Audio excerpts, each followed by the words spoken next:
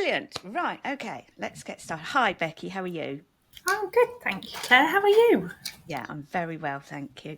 So I'm just going to do a little bit of an intro, and then we'll talk all about you and Yarny Bees. So, for anyone that doesn't know, I am Claire from Creativity Found. The Creativity Found Collective is a membership for small businesses, primarily businesses who like to teach arty, crafty, creative activities to adults. So we are a promotional and networking membership for those, but also for other small businesses who can support those small businesses with the kind of, the businessy side of things that takes you away from your arty, crafty that you want to do it. So it's those kind of connections. We promote their offerings on the Creativity Found website, and we connect with monthly online meetups and generally support each other. So if anybody watching this thinks they might like to join us, simply visit creativityfound.co.uk/join us. So today I'm chatting with Becci from Yarny Bees. So Becci, start please by telling us how you help adults to get creative. Thank you so much for having me, Claire. I run a business called Yarny Bees. I have a new space in Lichfield, which is in the Midlands. It's Lichfield without a T because there are two. But what I do in my space is I have a wealth of workshops. I myself teach knitting and crochet, but I have other teachers who work in the building doing things like lino printing, macrame, willow weaving, huge amounts of different creative opportunities. And I also run kind of drop-in like a knit and natter, but they're called Craft Hive, and you can come along and you can do whatever craft you like.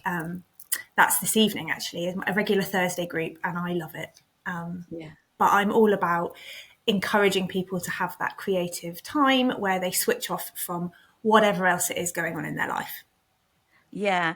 And I'll come back to the offerings that you have, but why do you think it's important for grown-ups to have that opportunity to be able to try a new activity, maybe be able to get out of something else? Why do you think Yeah. that's important? So, I mean, I've got my own personal story behind this, but effectively, as adults in today's society, we are pulled from one thing to another to another. The to-do list, whether it's family, home life, or work life, is never ending. And it's really difficult to switch off your brain. I personally have found, and a lot of the people that come through my doors have found, that when you're doing something creative with your hands and you're really getting involved, either getting messy or getting tangled or whatever it is, your brain is focused on whatever it is you're doing, and you're not having that constant whirring away of everything else. And I mean, there's a lot of scientific studies around that I've kind of geeked out and read, but it's all about having that opportunity to switch off, and it improves your mental health, which we all need, actually. And it doesn't involve a screen. I mean, I know we're talking on a screen today, but it doesn't involve a screen, which in today's day and age is so, so important, to have that opportunity to step away from the blue light and the technology. Yeah, yeah. Tell me a bit about, because the shop is a very new thing, but you were helping people to get creative before opening the shop. So tell me a bit about when we first met. You were doing online with the Craft Hive and also Yeah. some kits. So can you tell me about how that started and then how it's developed and how you Yeah. became brave enough to open a shop? Yes. So oh gosh, I'm trying to think when I first met you, Claire. Must be 2 years ago. I think it's about 2 years ago, Yeah. yeah. So I started, I mean, my business, Yarny Bees, is 5 years old, nearly. But I started selling my own stuff. Somebody asked me if I taught, and my background pre Yarny Bees was in teaching. So I was like, well, I can teach. Why not? So I started teaching in-person workshops, and then quickly decided I wanted a bit of time where I could do my own creative craft and make that time for myself. Because when you run a business, it's really easy, particularly in the creative sector, it's really easy to just lose the love for the craft yourself, because you're constantly making stuff for other people, or you're developing stuff for sale or workshops or whatever. So I was like, I'm going to start a craft club where I can do my own thing. So I started the online Craft Hive then, and that became an in-person Craft Hive as well. I still run the online one, but that became an in-person one, and I was renting a space above a fabric shop, which was beautiful. But we outgrew it. The group got so big that we needed more space. So I found a space February last year, which was the back of the building that I'm in, which was bigger. And I took that on and continued to grow, continued to offer more workshops, had new teachers coming in and running things there. And then February this year, so about 12 months after I'd taken on the back, the front became free. And I had, when I moved in, I said to the landlord, if it ever becomes free, can I have first refusal, please? They'd been in there 10 years. I wasn't expecting it to happen. And he came to me and he said, oh, so they're leaving at the end of the month. What do you think? And I was like, I can't say no. I can't not have this beautiful shop frontage on a main street and have people coming by. I mean, it's not right in the city centre, which pros and cons. I mean, I'm not paying city centre rent, which is lovely. But I have still got, there's a set of traffic lights just outside. So people stop and look out at the window. So I've now got, as well as this big workshop space at the back, I've got a little workshop at the front and the shop space.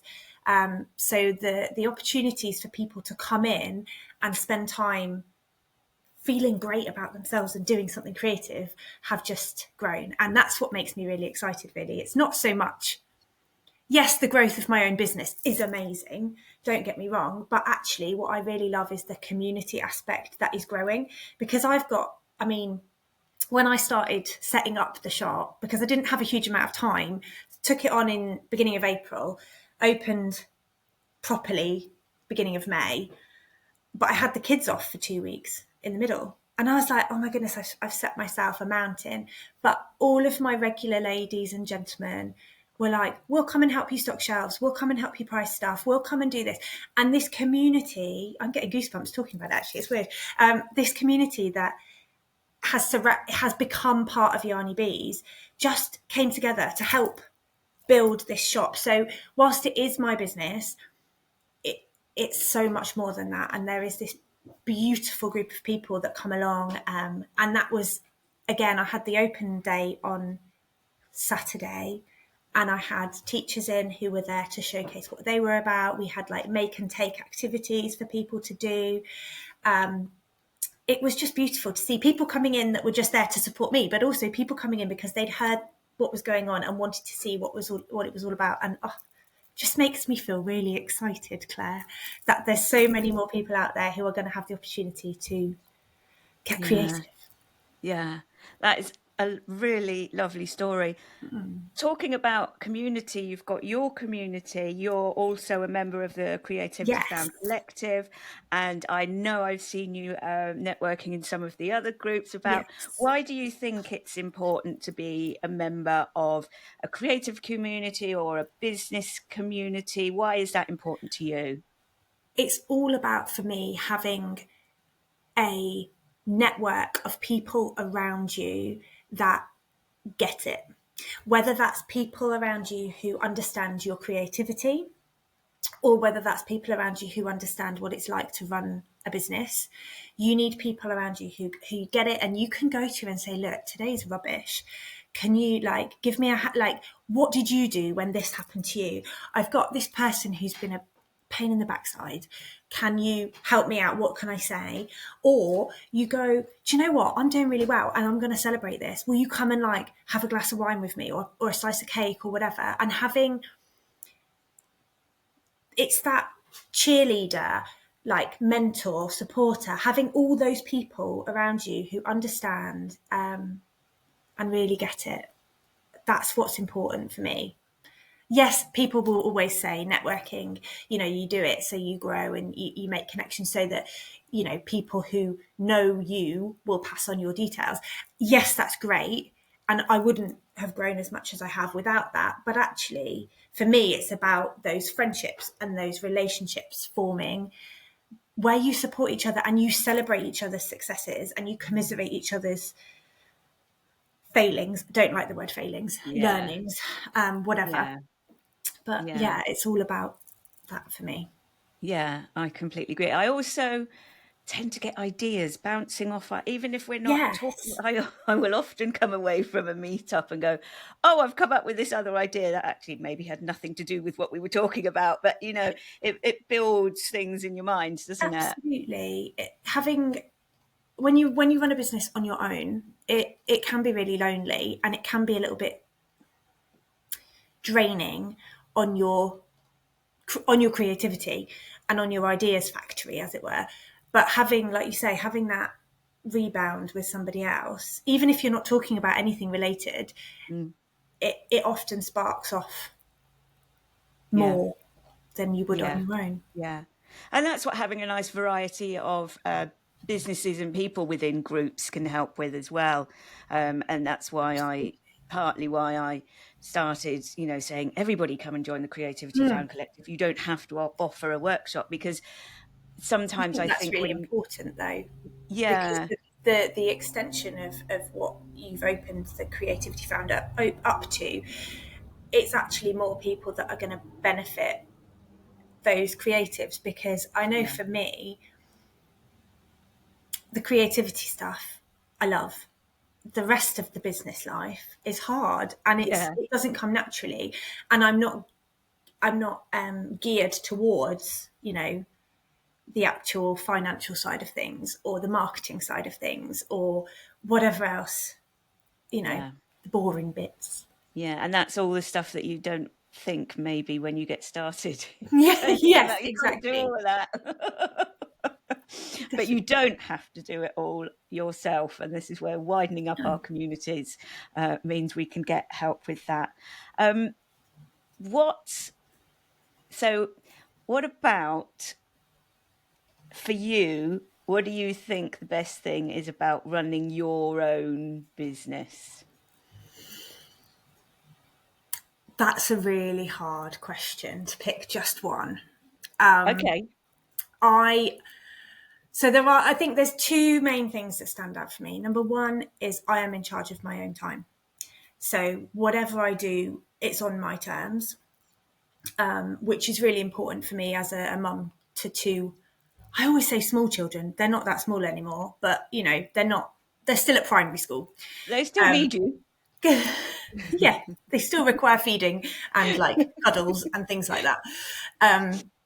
So the flexibility is amazing for me. But the other thing is it, it's being able to do something that I genuinely love every day, Mm, which, yes, okay, you could argue that there are people out there that have an employed job where that's true, and I'm sure there are. But for me, sorry, my computer's pinging. For me, my day job as a teacher before having children was very much, I enjoyed aspects of it. mhm. And I think the balance of how much I loved and how much was just hard was a lot.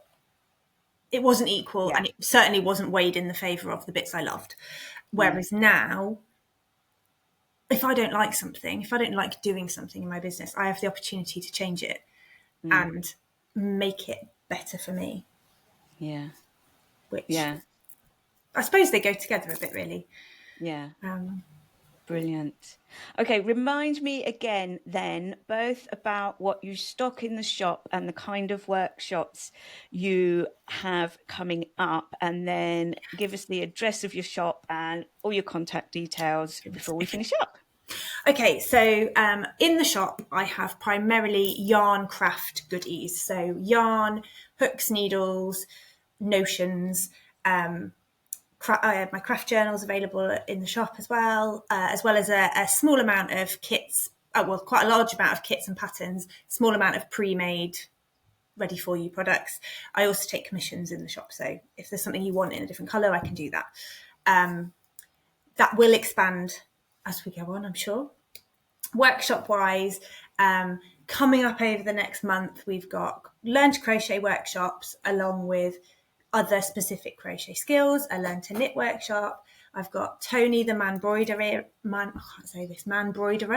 in on Saturday doing a beautiful embroidery workshop.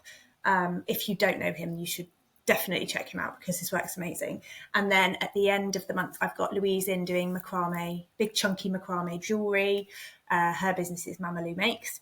And the address of the shop is 69 Upper St John Street in Lichfield without a T. You can find me on Facebook and Instagram at Yarny Bees, and I have a website which is yarnybees.co.uk. So if you're interested, you can head there and you can join my mailing list. Promise I don't spam. I send one newsletter a month, which just has all the details of what's coming up over the next few weeks. Brilliant. It's been lovely to chat with you. I am so excited for everything that you've done so far. It's just been wonderful. So there is a link also in the description of this video to the Yarny Bees page at creativityfound.co.uk. And so this live stream was brought to you by Riverside, which is the platform I use to record Creativity Found podcast. And you can find a link to Riverside also in the description. That was everything I had to say. Thank you so much, Becky. It's been really super to chat. And like I said, so much, lots and lots of luck. Thank you so much. I have loved having a chat with you today, Claire. Thank you. See you soon. See ya.